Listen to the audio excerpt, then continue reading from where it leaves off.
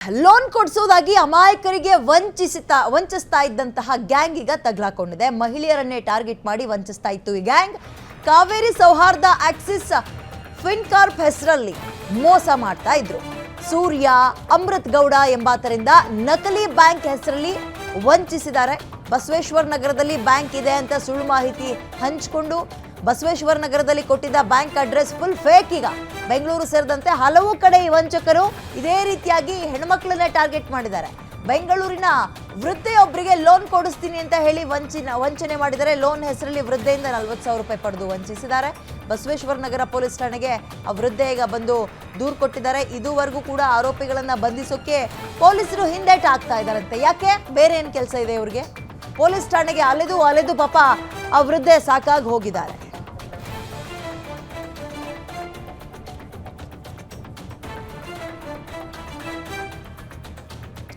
Okay ನೋಡಿ, ಮೋಸ ಹೋಗೋರು ಇರೋ ತನಕ ಮೋಸ ಮಾಡೋರು ಇದೇ ಇರ್ತಾರೆ ಅಂತ ನಾವು ಹಲವಾರು ಸಲ ಕೇಳ್ಕೊಂಡು ಬಂದಿದ್ದೀವಿ. ಅವ್ರವ್ರ ಅನುಭವಕ್ಕೂ ಕೂಡ ಬಂದಿರುತ್ತೆ. ಈ ಗ್ಯಾಂಗ್ ಏನು ಮಾಡ್ತಿತ್ತು ಅಂದರೆ, ಯಾರು ಹೆಣ್ಮಕ್ಳಿಗೆ ಫಿನಾನ್ಷಿಯಲಿ ಪ್ರಾಬ್ಲಮ್ ಇರುತ್ತೆ, ಲೋನ್ಗಿನ್ ಬೇಕಾಗಿರುತ್ತೆ ಅಂಥವ್ರುಗಳನ್ನ ಟಾರ್ಗೆಟ್ ಮಾಡ್ತಾ ಇದ್ರು. ನಿಮಗೆ ಲೋನ್ ಕೊಡಿಸ್ತೀವಿ ಅಂತ ಹೆಸರೇ ಇರ್ತಾ ಇರಲಿಲ್ಲ ಅಂತ ಬ್ಯಾಂಕ್ಗಳ ಹೆಸರನ್ನ ಅಡ್ರೆಸ್ಸನ್ನು ಹೇಳಿ ಲೋನ್ ಕೊಡಿಸೋಷ್ಟೊತ್ತಿಗೆ ಇಷ್ಟಿಷ್ಟು ಅಪ್ರೂವ್ ಆಗಬೇಕು ಅಂದರೆ ಇಷ್ಟಿಷ್ಟು ಕಮಿಷನ್ನು ಅಂತನೋ ಮತ್ತೊಂದೋ ಹೇಳಿ 30,000, 50,000, 60,000 ಹಿಂಗೆ ಪೀಕ್ತಾ ಇದ್ರು. ಪಾಪ ಒಂದು ಅಜ್ಜಿ ಪಾಪ ಹಂಗೆ 40,000 ಕೊಟ್ಟು ಅಲ್ಲಿ ಹೋಗಿ ನೋಡಿದ್ರೆ ಬ್ಯಾಂಕೇ ಇರಲಿಲ್ವಂತೆ. ಹಿಂಗಾಗಿದೆ ನೋಡಿ ಸ್ವಾಮಿ, ನಂಗೆ ನ್ಯಾಯ ಕೊಡಿಸ್ಕೊಡಿ ಅಂತ ಪೊಲೀಸ್ ಸ್ಟೇಷನಿಗೆ ಹೋದರೆ ಪೊಲೀಸರು ಆ ವಿಚಾರವನ್ನು ಕಿವಿಗೆ ಹಾಕೊಳ್ತಾ ಇಲ್ಲ ಅಂತ. ಯಾಕೆ ಕಿವಿ ಕೇಳಿಸ್ತಾ ಇಲ್ವಾ? ಏನು ಮಾಡ್ತಾ ಇದ್ದೀರಿ? ಅಥವಾ ನೀವುಗಳೇನಾದರೂ ಶಾಮೀಲಾಗಿದ್ದೀರಿ ಅಂತ ಆರೋಪ ಮಾಡಬೇಕಾ ನಿಮ್ಗಳ ಮೇಲೆ? ಪೊಲೀಸರು ನಿಮಗೆ ಇನ್ನೇನು ಕೆಲಸ ಇದೆ? ಇಂಥವುಗಳನ್ನು ಸಾಲ್ವ್ ಮಾಡೋದೇ ಕೆಲಸ ಅಲ್ವಾ? ಎಲ್ಲಿಗೆ ಹೋಗ್ತಾರ ಅಜ್ಜಿ? ಈಗ 40,000 ರೂಪಾಯಿ ಪಾಪ ಎಲ್ಲೆಲ್ಲಿ ವಂಚಿದ್ರೋ ಏನು ಕತೆನೋ. ಹೋಗಿ ಸ್ಟೇಷನಿಗೆ ಕೊಟ್ಟರು ಕೂಡ ಸ್ಟೇಷನಲ್ಲಿ ಗಮನನೇ ಹರಿಸ್ತಾ ಇಲ್ಲ ಅಂತ ದೃಶ್ಯಾವಳಿಯಲ್ಲಿ ಗಮನಿಸ್ತಾ ಇದ್ರಿ. ಈ ಗ್ಯಾಂಗ್ CCTV ಫುಟೇಜನ್ನು ಗಮನಿಸಿದಾಗ ಅವರು ಬಂದು ಈಗ ಅಜ್ಜಿ ಹತ್ರ ಮಾತಾಡಿರೋದು, ಹಣ ಇಸ್ಕೊಂಡಿರೋದು ಇವೆಲ್ಲವೂ ಕೂಡ ರೆಕಾರ್ಡ್ ಆಗಿದೆ. ಅದು ಒಬ್ಬ ಬೈಕಲ್ಲಿ ಬಂದು ಅಂಗಡಿಗೆ ಸಂಘಗಳಿಗೆ ನಾವು ಲೋನ್ ಕೊಡ್ತೀವಿ, ವ್ಯಾಪಾರಸ್ಥರಿಗೆ ಮತ್ತು ಬಿಸ್ನೆಸ್ ಅವ್ರಿಗೆ ಲೋನ್ ಕೊಡ್ತೀವಿ. ಕಾವೇರಿ ಸೌಹಾರ್ದ ಬ್ಯಾಂಕು 70 ಪೈಸೆ ಇಂಟ್ರೆಸ್ಟು, ಅವಶ್ಯಕತೆ ಇದ್ದವ್ರು ತೊಗೋಬೋದು, ಇಂಪ್ರೂವ್ ಆಗೋದಕ್ಕೆ ಭಾಳ ಇದಾಗುತ್ತೆ ಅಂತ ಹೇಳಿದರು. ಹಾಗಾಗಿ ನಾವು ವಿಸಿಟಿಂಗ್ ಕಾರ್ಡ್ ಹಂಚಿದ್ರು. ನಾನು ಆ ಕಾರ್ಡ್ ತೊಗೊಂಡು ಆಯಿತು ಎಷ್ಟು ಇಂಟ್ರೆಸ್ಟು ಅಂತ ಕೇಳಿದೆ. 70 ಪೈಸೆ ಅಂದ್ರಲ್ಲ, ಸರಿ ಆಯಿತು, ನಾನು ಮಿಷಿನ್ ತೊಗೊಳ್ಬೇಕಾಗಿತ್ತು, ಒಂದು ಎಂಬ್ರಾಯ್ಡಿಂಗ್ ಮಿಷಿನು. ಅದಕ್ಕೆ ಆಯಿತು ಲೋನ್ ಕೊಡಿಸಿ ಅಂತ ಅಂದ್ವಿ. ಒಬ್ಬ ಪರ್ಸನ್ಗೆ 1 ಲಕ್ಷದಿಂದ 5 ಲಕ್ಷವರೆಗೂ ಕೊಡಿಸ್ತೀವಿ ಅಂದರು. ಸರಿ 5 ಲಕ್ಷ ಕೊಡಿಸಿದ್ರೆ ನಾವು ಅಂಗಡಿಗೆಲ್ಲ ಐಟಮ್ಗಳು ಹಾಕೋಬೋದಲ್ಲ ಅಂತ ಕೇಳಿದೆ. ಅದಕ್ಕೆ 2 ಅಕೌಂಟ್ ಅದು ಒಬ್ಬ ಪರ್ಸನ್ಗೆ 5 ಲಕ್ಷ ಕೊಡೋದು, ಇಬ್ಬರಿಂದ 10 ಲಕ್ಷ ಕೊಡಿಸ್ತೀವಿ ಅಂದರು. ಸರಿ ಆಯಿತು, ನಾನು 2 ಅಕೌಂಟ್ ಮಾಡಿಸ್ದೆ. ಒಂದು ಅಕೌಂಟ್ಗೆ 5,250 ರೂಪಾಯಿ 5,250 ಓಪನ್ ಮಾಡೋಕ್ಕೆ. 2 ಅಕೌಂಟಿಂದ 10,500 ರೂಪಾಯಿ ಕೊಟ್ಟಿದ್ದೀನಿ. ಆಮೇಲೆ ಗೌರ್ಮೆಂಟಿಂದ ಸಬ್ಸಿಡಿ ಸಿಕ್ಕತ್ತೆ, ಅದಕ್ಕೆ ನೀವು 15,000 ಹಾಕಬೇಕು, ನಿಮ್ಮ ಅಕೌಂಟಿಂದ ಹಾಗೆ ತೊಗೊಬಿಡ್ತೀವಿ ಅಂದರು. ನಾನು ಹೇಳಿದೆ ಗೌರ್ಮೆಂಟ್ ಸಬ್ಸಿಡಿ ಬೇಡ ನನಗೆ, ನಾನು ಗೌರ್ಮೆಂಟಿಗೆ ದುಡ್ಡು ಕಟ್ತೀನಿ, ನನಗೆ ಗೌರ್ಮೆಂಟ್ ಸಬ್ಸಿಡಿನೇ ಬೇಡ ಅಂದೆ. ಮತ್ತು ಅವ್ರು ಹೇಳಿದ್ರು ಇನ್ಸೂರೆನ್ಷನ್ ಹಣ ಕಟ್ಟಲೇಬೇಕು, ಕಟ್ಟಿದ್ರೇ ಇದಾಗೋದು ಅಂತಂದರು. ಸರಿ 5 ಲಕ್ಷಕ್ಕೆ 10 ಲಕ್ಷ ಕೊಡ್ತಾರಲ್ಲ, ಇನ್ಸೂರೆನ್ಷನ್ ಕಟ್ಟಬೇಕೇನು ಅಂತ ಒಂದು ಇನ್ಸೂರೆನ್ಷನ್ಗೆ 13,650 ರೂಪಾಯಿ ಒಂದು ಫೋನ್ಪೇ ಮಾಡಿದ್ದೀನಿ. ಆಮೇಲೆ ಇನ್ನೊಂದಕ್ಕೆ ಕಾಸಿರಲಿಲ್ಲ. ನಾ ಹೇಳಿದೆ ಇದೊಂದು ಪಾಸ್ ಮಾಡಿ ನೆಕ್ಸ್ಟ್ ಅದಾದಮೇಲೆ ಇನ್ನೊಂದು ತೊಗೋತೀವಿ ಅಂದೆ. ಇಲ್ಲ ನಮಗೆ ತಿಂಗ್ಳೆಂಡು ಅವ್ರದ್ದೇನೋ ಬ್ಯಾಂಕಲ್ಲೇನೋ ಟೋಟಲ್ ಅವರು 38,000 ತಗೊಂಡವ್ರು. ಆಫೀಸ್ ಇಲ್ಲ ಅವ್ರದ್ದು, ನಾವು ಹುಡ್ಕಿದ್ವಿ. ಒಬ್ಬ ಬಂದು ಸೂರ್ಯ ಅಮೃತ್ ಗೌಡ ಅಂತ ಬಂದು ವಿಸಿಟಿಂಗ್ ಕಾರ್ಡ್ ಹಂಚ್ತಾನೆ. ಇವನು ಹಂಚಿದ ಮೇಲೆ ನಮ್ಮ ಹತ್ರ ದುಡ್ಡು ಇಸ್ಕೊಂಡು ಹೋದ್ಮೇಲೆ ಇನ್ನೊಂದು 101 ಲಾಸ್ಟ್ ನಂಬರು 006 ಬರುತ್ತೆ. ಅವರಲ್ಲಿ ಥ್ರೂ ಕಾಲಲ್ಲಿ ಸೂರ್ಯಗೌಡ ಅಂತ ಬರುತ್ತೆ.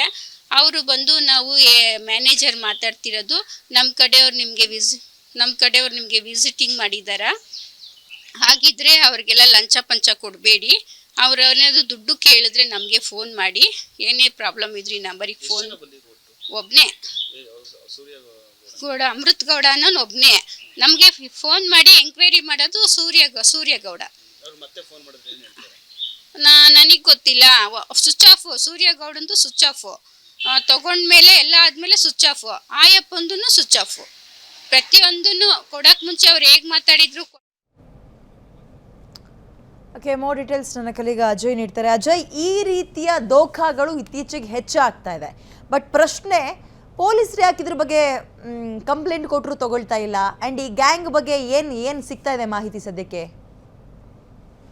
ವಿದ್ಯಾ, ಲೋನ್ ಕೊಡ್ತೀವಿ ಅಂತ ಹೇಳಿ ಕೆಲವೊಂದಷ್ಟು ಬರೀ ಮಹಿಳೆಯರನ್ನ, ವೃದ್ಧರನ್ನ ಜೊತೆಗೆ ಕೆಲವೊಂದಷ್ಟು ಈ ಮಹಿಳೆಯರು ಸಂಘ ಮಾಡ್ಕೊಂಡಿರ್ತಾರೆ. ಈ ಶ್ರೀ ಸಂಘ ಸೇರಿದಂತೆ ಕೆಲವೊಂದಷ್ಟು ಸಂಘಗಳನ್ನ ಮಾಡ್ಕೊಂಡಿರ್ತಾರಲ್ಲ, ಅಂತವ್ರನ್ನೇ ಇವರು ಒಂದು ಟಾರ್ಗೆಟ್ ಅನ್ನ ಮಾಡ್ತಾರೆ. ಟಾರ್ಗೆಟ್ ಅನ್ನ ಮಾಡಿ ನಮ್ಮ ಹತ್ರ ಒಂದು ಬ್ಯಾಂಕ್ ಇದೆ, ಅಂದ್ರೆ ಕಾವೇರಿ ಸೌಹಾರ್ದ ಆಕ್ಸಿಸ್ ಪಿನ್ ಕಾರ್ಪ್ ಹೆಸರಲ್ಲಿ ಒಂದು ಬ್ಯಾಂಕ್ ಇದೆ ಬಸವೇಶ್ವರ ನಗರ ಸೇರಿದಂತೆ ಬೆಂಗಳೂರಿನಲ್ಲಿ ಹಲವು ಕಡೆಗಳಲ್ಲಿ ನಮ್ಮ ಬ್ಯಾಂಕ್ ಇದೆ. ನಿಮ್ಗೆ 70 ಪೈಸೆಯಲ್ಲಿ ನಿಮ್ಮ ಇಂಟ್ರೆಸ್ಟ್ ಅಲ್ಲಿ ನಿಮ್ಗೆ ಒಂದು ಬಡ್ಡಿ ರೂಪದಲ್ಲಿ ನಾವು ಹಣವನ್ನ ಕೊಡ್ತೀವಿ. ಅದಕ್ಕಾಗಿ ನೀವು ಏನು ಎಕ್ಸ್ಟ್ರಾ ಕಟ್ಟಂಗಿಲ್ಲ ಅಂತ ಹೇಳಿ ಕೆಲವೊಂದಷ್ಟು ಮಾಹಿತಿನ ಕೊಡ್ತಾರೆ. ಆದ್ರೆ ಕೆಲವೊಂದಷ್ಟು ಜನಗಳು ಈಗಾಗಲೇ ಯಾಮಾರಿದ್ದಾರೆ. ಯಾವ ರೀತಿ ಅಂತಂದ್ರೆ, ಮೊದಲಿಗೆ ಆಯ್ತು ಅಕೌಂಟ್ ಅನ್ನ ಮಾಡಿಸ್ಬೇಕು ನಿಮ್ಮ ಹೆಸರಲ್ಲಿ ಅಂತ ಹೇಳಿ, ಜಾಯಿಂಟ್ ಅಕೌಂಟ್ ಅನ್ನ ಮಾಡಿಸ್ಬೇಕು ಅಂತ ಹೇಳಿ ಮೊದಲಿಗೆ 5,300 ರೂಪಾಯಿ ಹಣವನ್ನ ಕಟ್ಟಬೇಕು. ಅಂದ್ರೆ ಇಲ್ಲಿ 1 ರಿಂದ 5 ಲಕ್ಷವರೆಗೂ ನಾವು ಲೋನ್ ಅನ್ನ ಕೊಡ್ತೀವಿ. ಅದು 70 ಪೈಸೆದಲ್ಲಿ ಅಂದಾಗ ಆಲ್ಮೋಸ್ಟ್ ಎಲ್ಲರೂ ತಗೋತಾರೆ, ಟ್ರೈ ಮಾಡ್ತಾರೆ. ಅದಕ್ಕೂ ಕೂಡ ಆ ಒಂದು ಸಂದರ್ಭದಲ್ಲಿ ಯಾಮಾರದಂತಹ ಮಹಿಳೆಯರು ಯಾರಾದ್ರೂ ಇತ್ತಂದ್ರೆ ಅಂತವ್ರನ್ನ ಟಾರ್ಗೆಟ್ ಮಾಡ್ತಾರೆ. ಆ ರೀತಿಯಾಗಿ 70 ಪೈಸೆ ಲೆಕ್ಕದಲ್ಲಿ 5 ಲಕ್ಷ ಕೊಡ್ತೀವಿ ಅಂತ ಹೇಳಿ ಆ ಅಕೌಂಟ್ ಅನ್ನ ಓಪನ್ ಮಾಡಿಸ್ಬೇಕು ಅಂತ ಹೇಳಿ ಮೊದಲಿಗೆ ಒಂದು ಅಮೌಂಟ್ ಅನ್ನ ಪಡ್ಕೊಂತಾರೆ. 5,300 ಚಿಲ್ಲರೆಯಷ್ಟು ಒಂದು ಹಣವನ್ನ ಪಡ್ಕೊಂತಾರೆ. ಅದಾದ ನಂತರ ಕೆಲವೊಂದಷ್ಟು 2 ದಿನ ಬಿಟ್ಕೊಂಡು ನಿಮ್ಗೆ ಸಬ್ಸಿಡಿ ಬರುತ್ತೆ ಅಂತ ಹೇಳಿ ಮತ್ತೆ ಹಣವನ್ನ ಕೊಡ್ಬೇಕಂತ ಹೇಳಿ ಮತ್ತೆ 13,620 ರೂಪಾಯಿ ಹಣವನ್ನ ಪಡ್ಸ್ಕೊಂತಾರೆ. ಯಾಕಂದ್ರೆ ಅಲ್ಲಿ ಸಬ್ಸಿಡಿ ಬರುತ್ತೆ, ಜೊತೆಗೆ 70 ಪೈಸಾ ನಿಮ್ಗೆ ಬಡ್ಡಿ ರೂಪದಲ್ಲಿ ಕಡಿಮೆ ಬಡ್ಡಿ ದರದಲ್ಲಿ ಸಿಗುತ್ತೆ ಅಂತ ಹೇಳಿ ನಮ್ಮ ಸಂದರ್ಭದಲ್ಲಿ ಎಲ್ಲರೂ ಕೂಡ ಮಾಡ್ಕೊಳ್ತಾ ಇದ್ರು. ಅದೇ ರೀತಿಯಾಗಿ ನಂತರ ಮತ್ತೆ ಅವರು ಇನ್ಶೂರೆನ್ಸ್ ಅನ್ನ ಮಾಡಿಸ್ಲೇಬೇಕು, ಇದಕ್ಕಾಗಿ ಮತ್ತೆ ನೀವು 10,000 ಹಣವನ್ನ ಕೊಡ್ಬೇಕು ಅಂತ ಹೇಳಿ ಹಂತವಾಗಿ 40,000ಕ್ಕೂ ಹೆಚ್ಚು ಹಣವನ್ನ ಪಡ್ಕೊಂತಾರೆ. ಆ ಒಂದು ಪಡ್ಕೊಂಡಂತ ಹಣವನ್ನ ಯಾವಾಗ ಸಂಪೂರ್ಣವಾಗಿ ಬರುತ್ತೋ ನಂತರ ಅವರು ಆಟವನ್ನ ಆಡೋದಕ್ಕೆ ಶುರು ಮಾಡ್ಕೊಳ್ತಾರೆ. ಅಂದ್ರೆ ನಿಮ್ಗೆ ಬ್ಯಾಂಕ್ ಲೋನ್ ಆಗುತ್ತೆ, ಅಪ್ರೂವಲ್ ಆಗಿದೆ, ನಿಮ್ಗೆ ಇನ್ನೇನು ಸ್ವಲ್ಪ ದಿನದಲ್ಲಿ ಅಥವಾ ಒಂದು ವಾರದಲ್ಲಿ ನಿಮ್ಗೆ ಅಕೌಂಟ್ಗೆ ಬರುತ್ತೆ ಅಂತ ಹೇಳಿ ಯಾಮಾರಿಸ್ತಾರೆ.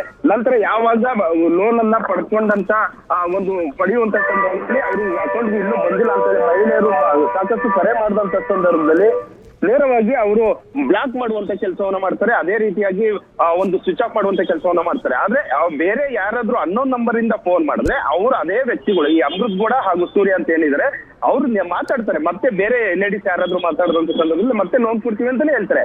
ಆದ್ರೆ ಯಾವಾಗ ಈ ಹಿಂದೆ ದುಡ್ಡು ಕೊಟ್ಟಿರ್ತಾರಲ್ಲ ಅವ್ರಿಗೆ ಒಂದು ಇನ್ಶೂರೆನ್ಸ್ ಇದು ಮಾಡೋದಕ್ಕೆ ಅಥವಾ ಅಕೌಂಟ್ ಓಪನ್ ಮಾಡೋದಕ್ಕೆ ಅವ್ರು ಫೋನ್ ಮಾಡಿದ್ರೆ ಮಾತ್ರ ಸ್ವಿಚ್ ಆಫ್, ಬ್ಲಾಕ್ ಅಂತ ಮಾಡ್ಕೊಂಡಿರ್ತಾರೆ. ಸದ್ಯ ಇದೇ ರೀತಿಯಾಗಿ ವೃದ್ಧೆ ಒಬ್ರು 40,000 ರೂಪಾಯಿ ಹಣವನ್ನ ಕೊಟ್ಟು ಈಗಾಗಲೇ ಕಳ್ಕೊಂಡಿದ್ದಾರೆ. ಅದೇ ರೀತಿಯಾಗಿ ಬಸವೇಶ್ವರ ನಗರ ಪೊಲೀಸ್ ಠಾಣೆಗೆ ಹೋಗಿ ಅಲ್ಲಿ ದೂರನ್ನು ಕೂಡ ಕೊಟ್ಟಿರ್ತಾರೆ. ಆದ್ರೆ ಪೊಲೀಸರು ಯಾಕೆ ಈ ಒಂದು ಪ್ರಕರಣವನ್ನ ಸೀರಿಯಸ್ ಆಗಿ ತೆಗೆದುಕೊಂಡಿಲ್ಲ? ಯಾಕಂದ್ರೆ ಕಳೆದ ಒಂದು 10 ದಿನದಿಂದಲೂ ಸ್ಟೇಷನ್ ಹತ್ರ ಹೋಗ್ತಾ ಇದ್ದಾರೆ. ಸ್ಟೇಷನ್ ಹತ್ರ ಹೋಗಿ ಇನ್ಸ್ಪೆಕ್ಟರ್ ಭೇಟಿ ಮಾಡ್ತಾರೆ, ಅದೇ ರೀತಿಯಾಗಿ ಸಬ್ ಇನ್ಸ್ಪೆಕ್ಟರ್ ಭೇಟಿ ಮಾಡ್ತಾ ಇದ್ದಾರೆ. ಅವರು ನೇರವಾಗಿ ಆ ಒಂದು ಅಮೃತ್ ಗೌಡ ಅಂತ ಹೇಳಿದಾನೆ ಒಂದ್ಸಕ ಆತನಿಗೆ ಕರೆ ಮಾಡಿದಂತ ಸಂದರ್ಭದಲ್ಲಿ ನಾನು ಕೊಡ್ಬೇಕಾದ್ರೆ ದುಡ್ಡು ಕೊಡ್ತೀನಿ, ನನ್ಗೆ ಟೈಮ್ ಕೊಡ್ರಿ ಅಂತ ಹೇಳಿ ಪೊಲೀಸರಿಗೆ ರಿಟರ್ನ್ ಮಾತಾಡುವಂತ ಸಂದರ್ಭದಲ್ಲಿ ಕೂಡ ಪೊಲೀಸರು ಕೈಲ ಏನು ಆಗದಲ್ಲ ಒಂದು ರೀತಿಯಲ್ಲಿ ಪರಿಸ್ಥಿತಿಯನ್ನ ನಿರ್ಮಾಣ ಮಾಡ್ಕೊಂಡಿದ್ರೆ. ಸದ್ಯ ವೃದ್ಧೆ ಕೂಡ ಸಾಕಷ್ಟು ಬರೀ ಸ್ಟೇಷನ್ಗೆ ಹೋಗಿ ಅಲ್ಲಿ ಒಂದು ನ್ಯಾಯ ಕೊಡ್ತಿ ಅಂತ ಹೇಳಿ ಸಾಕಷ್ಟು ಒಂದು ಬೇಡಿಕೆನ ಇಟ್ಟಿರುವಂತದ್ದು ಇದೆಯಾ.